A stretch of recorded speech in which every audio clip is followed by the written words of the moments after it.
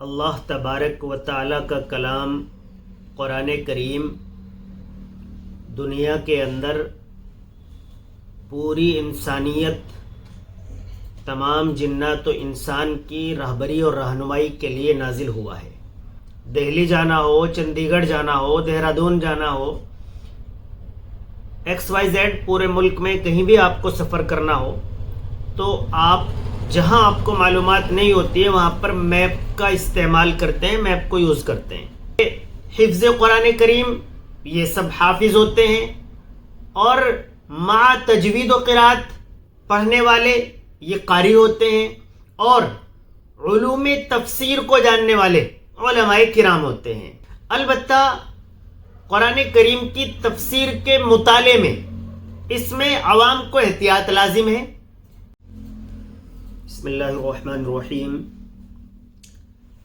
موقر ترین سامعین کرام، اللہ تبارک و تعالی کا کلام قرآن کریم دنیا کے اندر پوری انسانیت، تمام جنات و انسان کی رہبری اور رہنمائی کے لیے نازل ہوا ہے۔ لہٰذا معلوم ہوا کہ جو چیز ہمارے لیے آئیڈیل، نمونہ، رہبر، رہنما ہے، اس کے متعلق نالج اور جانکاری لازمی ہے۔ آپ موجودہ دور کے اندر میپ کا استعمال کرتے ہیں۔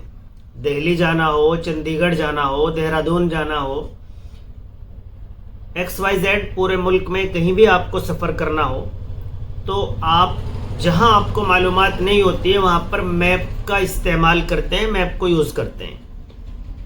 لیکن میپ کے متعلق بھی آپ کو نالج ضروری ہے۔ کوئی شخص میپ کی ABCD نہ جانتا ہو اور وہ میپ چلا کر جامع مسجد دہلی پہنچ جائے، ناممکن ہے۔ جو لوگ جانتے ہیں وہ بآسانی پہنچ جائیں گے، بہت آسانی کے ساتھ پہنچ جائیں گے، ایک بھی جگہ کسی سے معلوم کرنا نہیں پڑے گا۔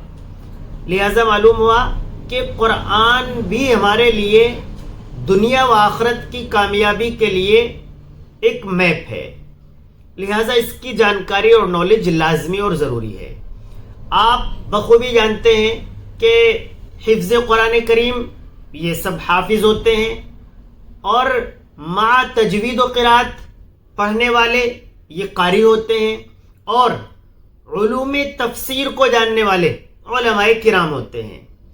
لیکن عوام کو بھی کچھ نہ کچھ جانکاری ہوتی ہے، مزید ان کو جانکاری حاصل کرنی چاہیے بذریعہ مطالعہ یا موقر ترین علماء کرام کے خطاب سن کر، وہ بذریعہ YouTube ہو یا مسجد کے اندر جو درس قرآن ہوتا ہو اس کے ذریعے ہو۔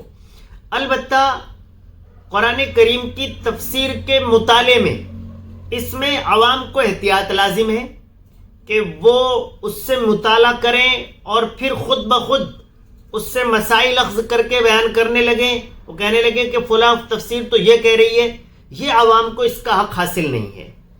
لہٰذا جو ہم ایک سلسلہ شروع کر رہے ہیں درس قرآن کا، کوشش کریں گے کہ جلد از جلد درس آتے رہیں، لیکن بہت ساری مصروفیات کی وجہ سے ہر روز نہیں آ پائیں گے، بہت جلد آتے رہیں گے انشاءاللہ تعالی۔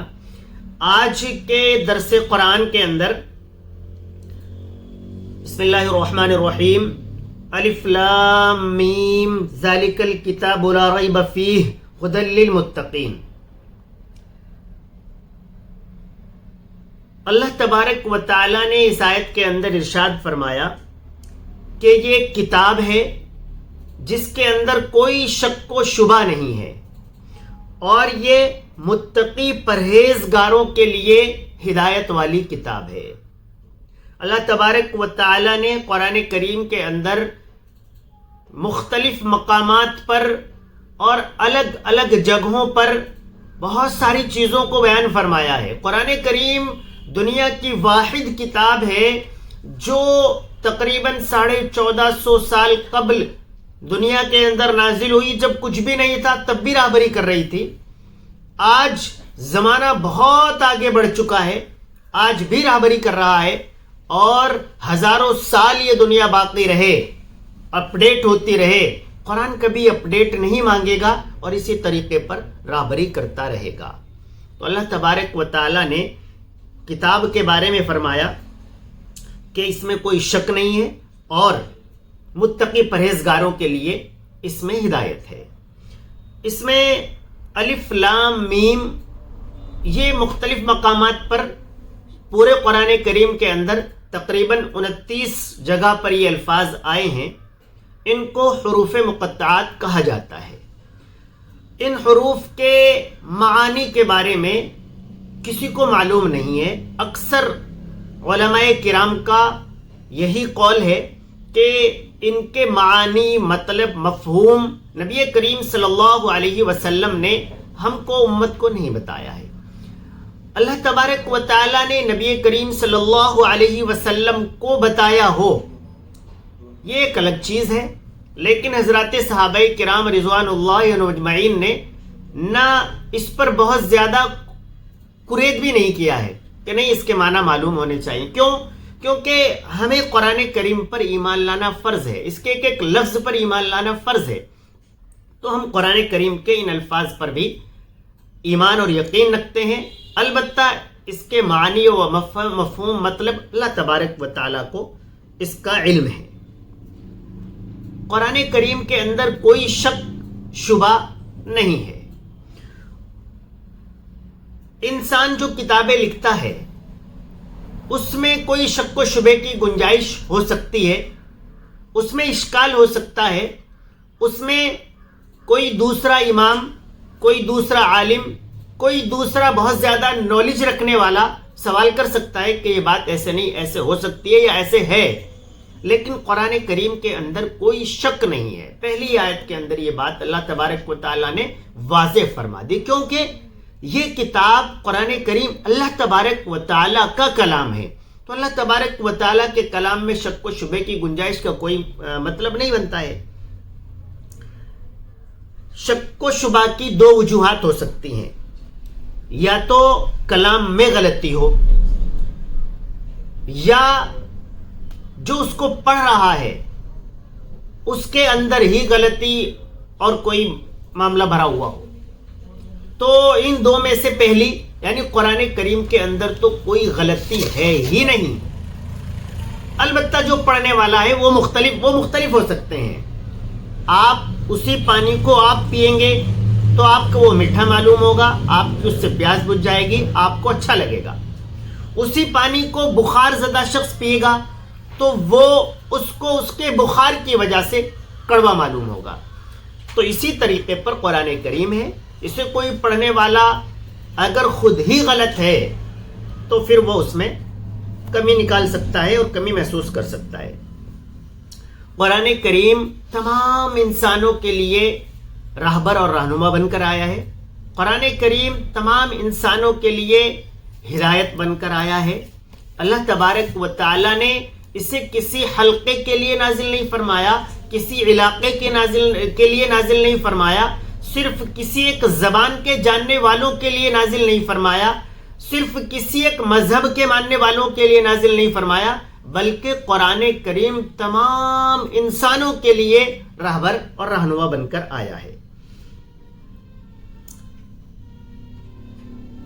لیکن قرآن کریم کو استعمال کرنے والے، قرآن کریم کو پڑھنے والے، پڑھانے والے، قرآن پر عمل کرنے والے وہ مسلمان ہیں۔ اب مسلمانوں کے ساتھ اس کی خصوصیت آ گئی، مسلمان اسے پڑھتا بھی ہے، اس پر یقین بھی رکھتا ہے، اس پر عمل بھی کرتا ہے، لیکن مسلمان ہی اس سے دوری بنائے ہوئے ہیں۔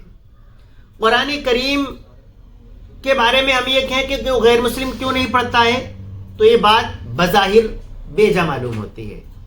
ہاں کوئی مسلمان نہیں پڑھتا ہے، کوئی مسلمان اس پر عمل نہیں کرتا ہے، کوئی مسلمان اس کی تلاوت نہیں کرتا ہے، پھر اس سے سوال بنتا ہے، کیونکہ قرآن کریم کے لیے مختلف مقامات پر ایک جگہ یہ فرما دیا کہ پورے انسانوں کے لیے ہے، لیکن کچھ مقامات پر یہ بھی فرمایا کہ مسلمانوں کا راہبر ہے، اس میں مسلمانوں کو، متقی پرہیزگار لوگوں کو اس سے ہدایت حاصل کرنی چاہیے، اس سے سیکھنا چاہیے، اس پر عمل کرنا چاہیے۔ مسلمان اگر اپنے رات کو شام کو موبائل فون کو اس طریقے پر چیک کرے کہ اس نے کیا چیز کتنی دیر چلائی ہے، تو یہ موبائل فون کا ایپ آپ کو یہ بتا دے گا کہ اتنی دیر یوٹیوب کا استعمال کیا ہے، اتنی دیر فیس بک کا استعمال کیا ہے، اتنی دیر انسٹاگرام کا استعمال کیا گیا ہے۔ تو آپ کو معلوم ہو جائے گا کہ میں نے آج پورے دن میں 3.5 گھنٹے فون چلایا ہے اور اس میں یہ چیز اتنی بار استعمال کی ہے۔ اس کے ساتھ ساتھ آپ اپنے آپ سے یہ بھی سوال کیجئے کہ آپ نے قرآن کریم کی کتنی تلاوت کی ہے۔ ایک رکوع تلاوت کیا ہے، ایک پاؤ تلاوت کیا ہے، آدھا پارہ تلاوت کیا ہے، ایک پارہ تلاوت کیا ہے، جو کم از کم کرنا چاہیے۔ تو امت مسلمہ کی ایک بڑی تعداد یہ نکل کر آئے گی کہ جس نے مہینوں سے قرآن کریم اٹھا کر نہیں دیکھا ہے۔ دن کی بات نہیں کر رہا ہوں، مہینوں سے جو لوگ پڑھے ہوئے ہیں، اور جنہوں نے قرآن کریم پڑھا ہوا ہی نہیں ہے تو وہ تو مطلب ہی نہیں بنتا ہے کہ وہ قرآن کریم کی تلاوت کریں، اٹھا کر دیکھیں، کوشش کریں۔ اللہ تبارک و تعالیٰ نے یہ جو آیت نازل فرمائی ہے، یہ قرآن کریم کی ترتیب کے اعتبار سے سورہ فاتحہ کے بعد سورہ بقرہ ہے، اور اس کی یہ پہلی آیت ہے۔ سورہ بقرہ کے فضائل کے اندر حضرت ابو ہریرہ رضی اللہ تعالی عنہ سے مروی ہے، آپ کا فرمان ہے کہ اپنے گھروں کو آپ قبریں مت بنائیے۔ قبروں کا مطلب ہے کہ قبریں بالکل سنسان ہوتی ہیں، ان میں کوئی کبھی بولتا نہیں ہے قبر کے اندر۔ فرمایا کہ آپ اپنے گھروں کو قبریں مت بنائیے، یعنی آپ صبح شام قرآن کریم کی تلاوت اپنے گھروں کے اندر کیجیے، اس سے آپ کے گھروں کے اندر برکتیں آئیں گی، شیطان دور بھاگ جائے گا۔ سورہ بقرہ کے فضائل کے اندر یہ بھی ہے کہ جن گھروں کے اندر سورہ بقرہ کی تلاوت ہوتی ہے، ان گھروں پر، ان لوگوں پر جادو اثر نہیں کرتا ہے۔ اس میں متقی یعنی پرہیزگار لوگوں کے لیے ہدایت کے بارے میں فرمایا۔ حضرت عمر فاروق رضی اللہ تعالی عنہ نے حضرت ابی ابن کعب رضی اللہ تعالی عنہ سے معلوم کیا کہ پرہیزگار لوگ کون ہیں، متقی لوگ کون ہیں۔ تو حضرت ابی ابن کعب رضی اللہ تعالی عنہ نے فرمایا کہ اے عمر فاروق، کیا کبھی آپ بہت ہی کانٹوں دار جھاڑیوں سے گزرے ہیں؟ حضرت عمر فاروق رضی اللہ تعالیٰ نے فرمایا جی ہاں گزرا ہوں۔ تو حضرت ابی ابن کعب نے معلوم کیا کہ آپ وہاں سے کیسے گزرتے ہیں؟ تو حضرت عمر فاروق رضی اللہ تعالیٰ نے فرمایا کہ میں اپنے کپڑوں کو سمیٹ کر گزرتا ہوں، کہیں کسی کانٹے سے میرا قمیص، کسی کانٹے سے میرا کوئی کپڑا الجھ نہ جائے۔